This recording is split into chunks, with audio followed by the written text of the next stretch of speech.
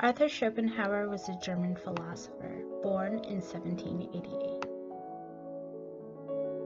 Schopenhauer was a pessimist. He thought that we were incapable of achieving true happiness, and the main human drive was insatiable will. In fact, he believed all the universe was made up of was this insatiable will. This is important because his most distinguishing belief is that life is suffering. He also believed that the universe was directionless and the only way to enlightenment was renunciation.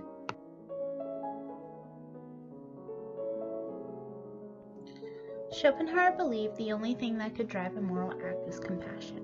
He based this on the fact that the world is suffering and didn't think that we should add to others' burdens.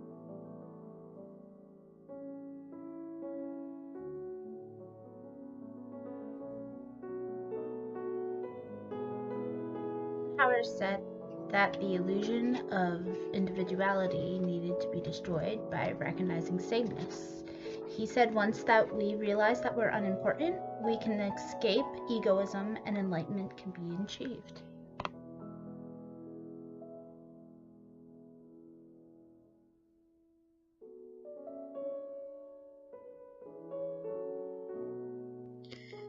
The illusion of individuality comes from the Hindu religion.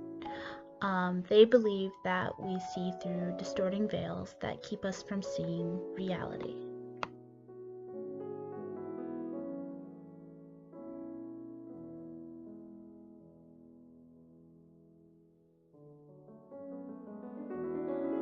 Friedrich Nietzsche was also a German philosopher, born in 1844. Nietzsche believed that we are living in a society which has rejected Christian doctrine. Nietzsche believed that though we've rejected Christianity, we're still living in a society that rests on its morals and was built on its virtues. He believed that this was the cause of our suffering. Nietzsche said that God is dead and that we are responsible for his death because of this rejection. This is important because Nietzsche believed that we are suffering from ascetical practices, which have lost meaning through our rejection of religion.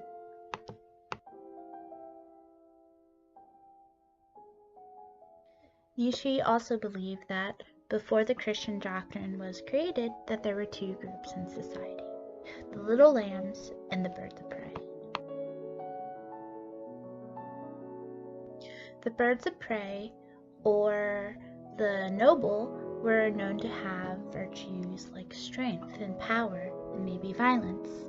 The little lambs, or the herd, were known to have other virtues such as chastity and meekness.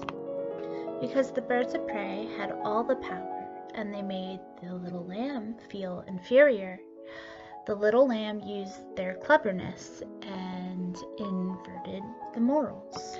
The little lambs also stated that the birds of prey were responsible for their actions and that they should be punished for it. The little lambs were thought to be the priestly types, and now those virtues, meekness, charity, that once belonged to the little lambs are thought to be the virtues that our society believes are Nietzsche good. Believed this is also why we are suffering. While the little lambs now had power, they still felt bad about themselves. And the birds of prey, who couldn't help but being birds of prey, also felt inferior. Both Nietzsche and Schopenhauer agreed that yes, the experience of life is indeed made of a lot of suffering.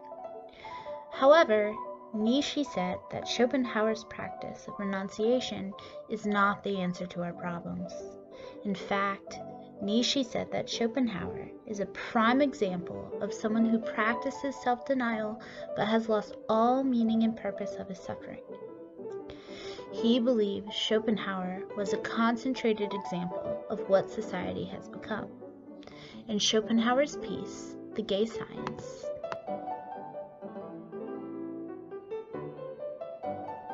A prophet he calls the madman says that since we are responsible for the death of God, we must become gods. Well, he was trying to say that in becoming gods, we must do what God does, gives ourselves meaning. Schopenhauer might say that this is pointless, and whatever meaning we come to believe is just our insatiable wheel talking. Whatever the case may be, whether life is just a directionless prison without purpose, or not, Nietzsche believed that human beings need to craft their own identity, on our own, without religious practices, and through this we can find meaning in our lives. Also, Nietzsche had a really, really cool mustache, so there's that.